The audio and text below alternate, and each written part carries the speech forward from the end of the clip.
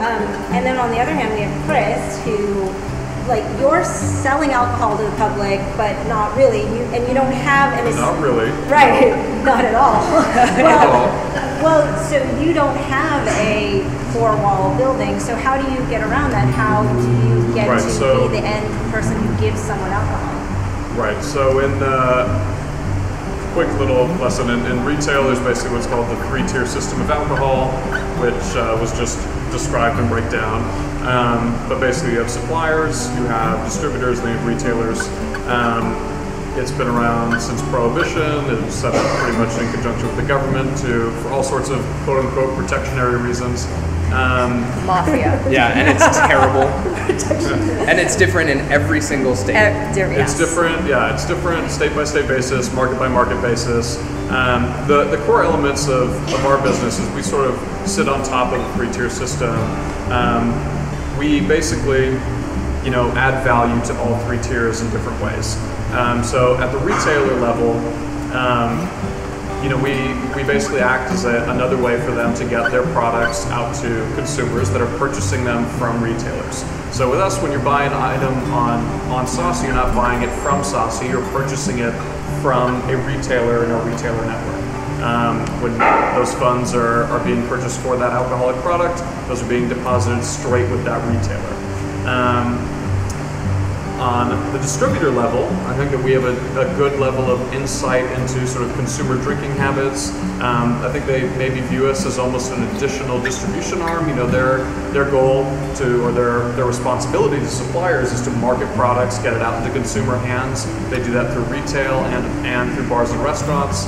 I think they view us as almost an additional way to get that out to consumers.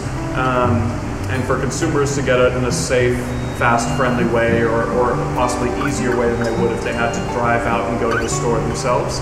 And then I think to the brands themselves, we provide a lot of visibility into who's buying your stuff, right? I mean, you can talk to anybody from small brands up to the biggest brands in the world and know exactly who purchases what on a market-by-market basis, what times of day they're most likely to purchase, when they're most likely to repurchase, what type of cycles people purchase in, recommend new and interesting products to different individuals based on their purchase histories.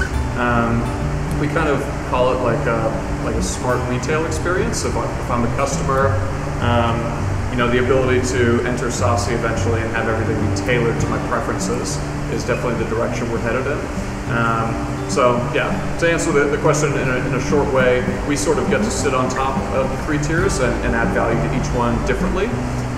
But again, we're basically a dispatch and delivery platform that's able to create a lot of interesting experiences for customers. It's actually really interesting because other than Alex and David, who are at the point of sale of the customer, like most spirits brands don't know who their customer is. They sell to bars, they sell to distributors, they sell to somebody else other than the person who's actually drinking their product, right? So are you able to provide all that market research to those distributors or is that part of your business plan? Yes. Also that, yeah. We have a lot of visibility that I think some major players in this industry, this comes back to this being a very old business. I think that they have a lot of interesting analytics to the point of retail, but not beyond that. And I think our ability to know exactly, again, who drinks what, when they drink it, when they like to drink it, how often they order it, when they order it. Yeah, and typically the retailers charge money for that data, at least on the Coolhaus frozen side. It's not easily accessible the way that you guys probably will make it. Right. If they have it, like if you're a grocery and you have a good program that does that. If you're a liquor store, a lot of these liquor stores have a POS system that's 25 years old that's not capturing any of that information. Well, I know there's like third-party people who come up who do market research for alcohol brands simply because they don't know what.